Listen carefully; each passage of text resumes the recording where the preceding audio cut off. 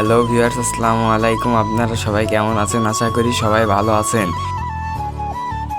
তো চলুন আজকের ভিডিওটি শুরু করি। তো আজকের ভিডিওটি করার উদ্দেশ্য হলো আমাদের খামারে বাচ্চা এসেছে, আর আপনারা তো জানতেই চাইবেন এগুলো কিসের বাচ্চা। আর এই বাচ্চাগুলোর নাম পাকিস্তানি হাইব্রিড জাত কালার বাট নামে সবাই চেনে।